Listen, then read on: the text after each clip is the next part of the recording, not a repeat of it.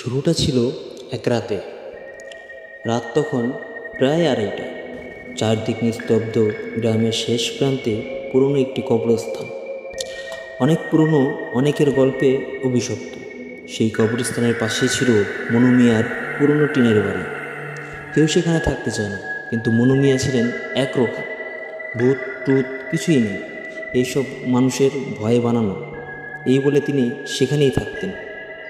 সেই রাতে আচমকা বাইরে কুকুর ডেকে উঠল, হু হু করে। হাওয়া বইছে, আর সেই হাওয়ায় কেমন যেন একটা গন্ধ, পচা মৃতদেহের গন্ধ। রাতের ভয়াবহ আওয়াজ। মনু মিয়া জানালার কাছ দিয়ে বাইরে তাকালেন। দেখলেন কবরস্থানের মাঝখানে একটা কবর থেকে যেন ধোঁয়া উঠছে। প্রথমে ভেবেছিলেন চোখের ভুল, কিন্তু ঠিক তখনই একটা মেয়ে কণ্ঠে কেউ ডেকে উঠল। মনু মিয়া দরজা খুলেন। আমি আসছি। হৃৎপিণ্ড যেন বন্ধ হয়ে আসলো তার। দরজার ছিটকিনি খচখচ করে উঠছে, অথচ বাইরে কেউ নেই।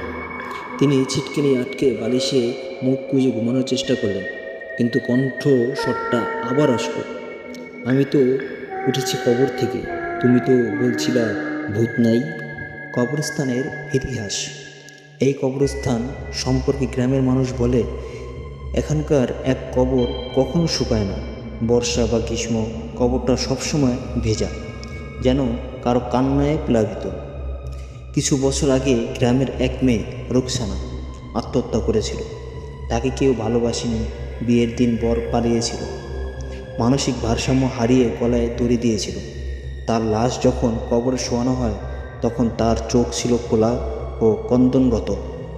মৃত্যুর পর থেকে কেউ যদি সেই কবরের পাশ দিয়ে রাতের বেলা হেঁটে যায়, তার কানে ভেসে আসে, তোমরা আমাকে ঠকালে, আমি ফিরব। পরের দিন সকাল। মনু মিয়া সকালে সবাইকে বললেন রাতে কবর থেকে ধোঁয়া উঠতে দেখেছেন, কিন্তু সবাই হেসে উড়িয়ে দিল। বয়স হয়েছে, চোখে দেখছো কুয়াশা, বলল একজন। কিন্তু শুধু মনু মিয়া না, রাতের সেই সময়টায় গ্রামের আরও 2-3 জন অদ্ভুত কান্নার আওয়াজ শুনছে। তারা সবাই মিলিত হয়ে কবরস্থানের পাশে গেল। সেই ভেজা কবরের মাটি রাতে নতুন করে খোঁড়া, আর সেখানে লেখা ছিল রক্তের মতো কিছু দিয়ে, আমি ফিরে এসেছি। ভয়াবহ রাতটি। পরের রাত গ্রামের কেউ ঘর থেকে বের হয় না, কিন্তু মনু মিয়ার সাহস। তিনি গিয়ে দাঁড়ালেন কবরের সামনে। তুই কে হয়েছিস, কি চাস? কোনো উত্তর নেই। হঠাৎ কবরটা ফেটে গেল। ভেতর থেকে এক সাদা কাফনে মোড়া বিকৃত চেহারার মেয়ে উঠে এলো। চোখে রক্ত, মুখে বিকৃত হাসি। আমার কবর তুমি দেখেছো, এখন আমি তোমার ঘরে আসব, বলে সে উড়ে গেল বাতাসে। গ্রামের আতঙ্ক। পরের দিন সকালে মনু মিয়ার ঘর থেকে তার লাশ পাওয়া গেল। চোখ দুটো খোলা, মুখ হা হা করে, কেমন যেন আতঙ্কে জমে যাও। তার হাতে ধরা ছিল একটি চিরকুট, রুকসানা ফিরেছে, আর এবার সবাই মরবে। এরপর থেকে প্রতিদিন একজন করে গ্রামের মানুষ নিখোঁজ হতে থাকে। প্রথমে সুমন, তারপর মালেক, এরপর রশিদ। সবার ঘর থেকে একটাই জিনিস পাওয়া যায়, একটা ছোট লাল কাপড় আর লেখা, আমি একা ছিলাম, এখন তোদেরও একা করব। গ্রামের পুরনো মসজিদের ইমাম সাহেব বললেন, এই মেয়ের আত্মা শান্তি পায়নি, ওকে ভুলভাবে দাফন করা হয়েছে। তার লাশ কবর থেকে তুলে সঠিক নিয়মে দাফন করতে হবে, না হলে সেই গ্রামের সবাইকে টেনে কবরের নিচে নিয়ে যাবে। কিন্তু কেউ সাহস পাচ্ছিল না কবর খুঁড়তে। শেষমেশ গ্রামের 5 জন যুবক একসাথে সাহস করল।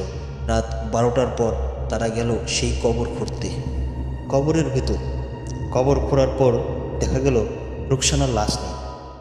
সেখানে শুধু এক থলির মতো বস্তু। খুলতেই বের হলো কাটা চোখ, চোখ আর একখণ্ড শুকনো হৃৎপিণ্ড। আর তখনই চারদিক থেকে কান্না শুরু হলো, যেন শতনারীর আত্মা একসাথে চিৎকার করছে। মাটির নিচ থেকে উঠল রুকসানার আত্মা।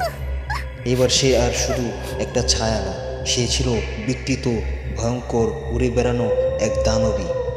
ইমাম সাহেব কোরআন পড়তে লাগলেন। ছেলেরা হাত জোর করে কেঁদে কেঁদে দোয়া পড়তে লাগলো। তখন এক বিদ্যুৎ চমকে চারদিকে আলোকিত হলো। রুকসানার দেহ ছিঁড়ে ছিঁড়ে মাটিতে মিশে গেল। ধ্বনি থেমে গেল, সবাই জ্ঞান হারালো। সবশেষে সকালবেলা সবাই কবরস্থানের পাশে পড়েছিল। রুকসানার কবর নতুন করে দাফন করা হয়। এবার ইমামের তত্ত্বাবধানে তার জন্য কোরআন খতম হয়।